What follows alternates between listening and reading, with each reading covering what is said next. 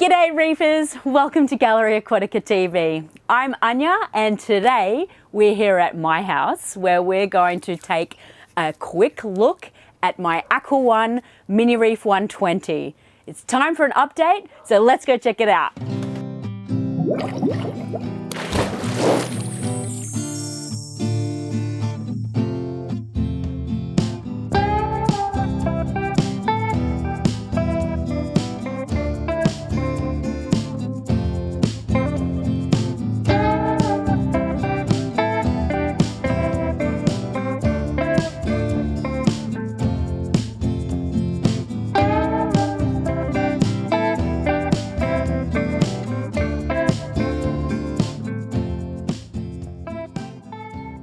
Alright guys, so it's been 6 months since we last took a look at this setup, and the first thing you'll notice is, holy moly, how good are these octocorals growing? Well, I tell you what, I have also added a couple of new ones, but I've been holding myself back because you can see I'm really struggling for real estate. Now, what you will recognize is some of these main key feature pieces, such as my favorite octocoral, which is the devil's hand here on the front right-hand side, and the large one here, and the long polyp purple guy just below me, which have just grown exponentially. The colors have improved, the polyp extension is just phenomenal, and I completely put this down to the Coral Essentials supplementation that we're doing on this tank every day. So just to recap, if you haven't seen our 1 year update video, I do 2 drops of iodine per day from the Coral Essentials range. I add Coral Essentials aminos in the morning and Grow, which is the vitamin supplement, in the evening, and the CVE Plus every single day.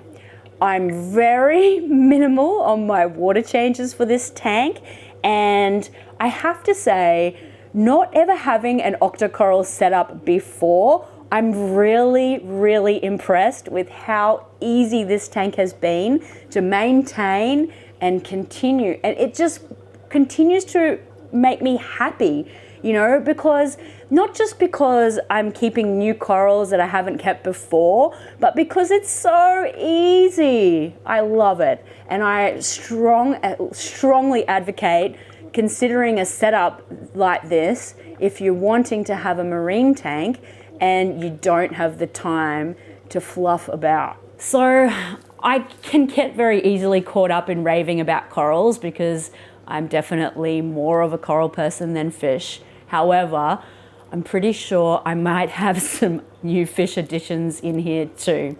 So I have my pair of misbarred black ocellaris clownfish, and the main update on those is that they lay eggs every 12 days, and she's actually currently incredibly gravid. So all they're doing is cleaning the back wall where they often lay their eggs. And I have to admit, I think the time has come where I would really like to remove those clowns. One of our local wholesalers is starting a breeding program with a good range of clownfish, and I think that they would make a really good addition to his brood stock. My plans for that would probably be to swap them out for a black storm clownfish pair, really tiny though, so that they look like they're in this big forest of octocorals. And probably while I'm at it, I'd like to remove the barred rabbitfish. I popped that fish in for bubble algae control, and it has just done wonders for this tank. You can barely see any bubble algae at all. It was covered in it, and we don't have those crabs, emerald crabs, in Australia. So before you want to leave me a comment and say, just get the crabs, we don't get them here in Australia, and importation restrictions prevent us from being able to import invertebrates internationally. So we do have the continuum equation M, which is my kind of fallback idea, but I'm just astounded. This tiny little rabbitfish came in. It was so small, I thought it was going to go down the filters at work, and I just brought it in, and my son loves it as well, so I might have to twist his arm a little bit about that one. The only place you still see bubble algae is actually where the rabbitfish can't reach, which is up in the Zoa rocks and a little bit down the overflow and stuff like that. So I may need to use the continuum equation M anyway. The last fish, which is a little bit cryptic, is a bicolor blenny, and we might try and get some footage of it. It's got like a little cave hidey hole down here at the back, so we'll see how we go. But he's just adorable, and I've always loved blennies, and I know that he has less of a utilitarian kind of function because he doesn't really eat algae, but gee, he brings us some joy. I really like how he curls up in the various leather corals, particularly the devil's hands of an evening, and he pokes his little head out. It's the cutest thing ever, and I think I'm more than happy to keep him on board for now. So one thing I never really talked about was my filtration, and I never showed you in the cabinet last time, so why don't we share that? So the first thing that stands out here is probably my Delua Great White Skimmer. It's a GW7. It's actually the very first version that they brought out, and it's working like a champion. I probably clean out the cup every few weeks. I typically have it set fairly dry, which suits my lifestyle just fine. And I'm just got to say I'm really happy with the skimmer, and it looks a little bit like overkill for the size, but it fits nicely, and it has allowed for me to have a refugium. And now Ketamorpha for me is the prime option when it comes to nutrient export in a reef tank. I really like things to work naturally. I like it when things are balanced, and this huge, incredible, dense mat of Ketamorpha, it sorts out all my nitrate issues. Occasionally I get a little bit of hair algae. The filter socks are really clean right now, but if I leave it really, really long, I think some of that algae can grow there. It doesn't grow up in the main display because the rabbit cleans it up, no doubt, and all my snails. But when it comes to nutrient export, I couldn't be happier with this refugium system. We actually just used a light that was lying around the shed when we set this up. It's a Nemo light, and it's typically on a reverse light cycle to the main display. We've just turned it on now so that I can show you, so you can see inside the sump. And I haven't cleaned it or anything, so you know, it's looking realistic. I have a carbon sheet here that needs some replacing, and some max spec biomedia in the last chamber. So I really like my Sea Torch sock holder. I think it's a little bit fancy, but it keeps everything well contained, and really happy with the overall filtration. It's very basic, but it works perfectly for me. Sorry, make sure when you're ready. On the topic of nutrient export, I suppose it goes without saying that my tank is this clean because I have so much cleanup crew. You can't really see here, but I've probably got 30, maybe 40 snails in total. There are some hermit crabs, which I'm actually not a big fan of typically, but in an octocoral setup, mini hermit crabs, I rate them. I've got 2 Strombus snails, Cerith snails, there's some money cowries, there's probably 30 turbo snails. They will come out at night, so they cover the glass. There is a rose-blotched starfish, and I think that could be all. A range of trochus as well. I can see there's about 5 trochus up the back.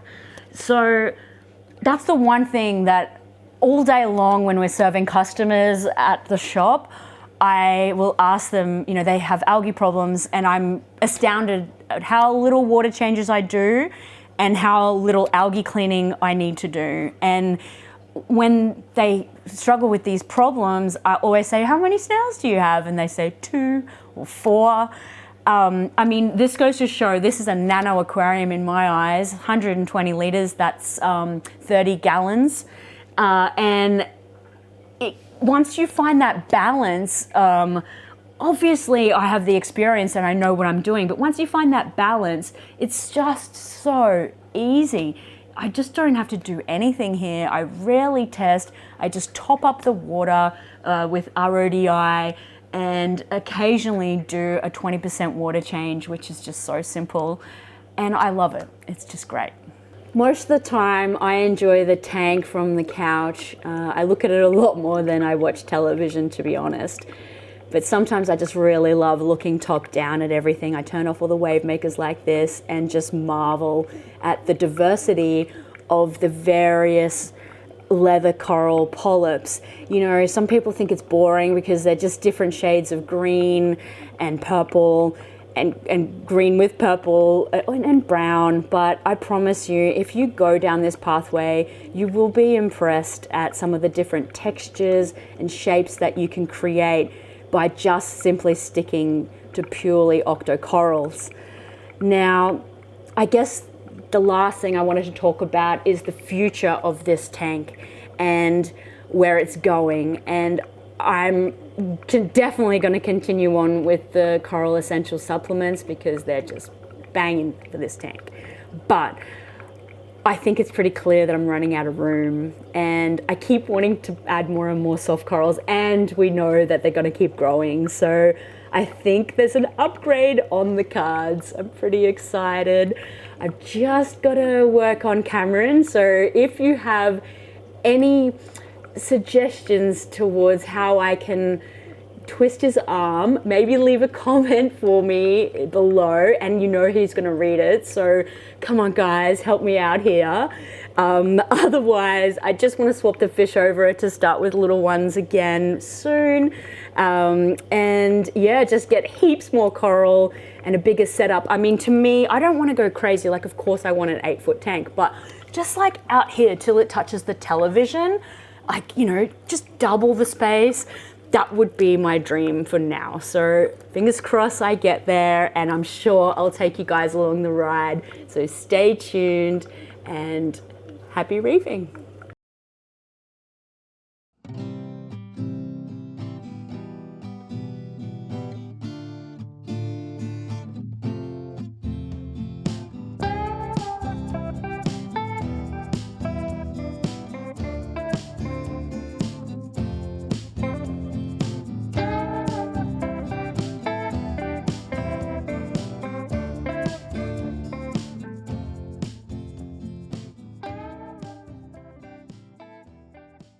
That's it for this week's episode of Gallery Aquatica TV. Don't forget to like and comment on all our videos and subscribe to our channel. Stay tuned to Gallery Aquatica TV for more exciting episodes to come. I'm Cam the Fish Guy. Happy reefing!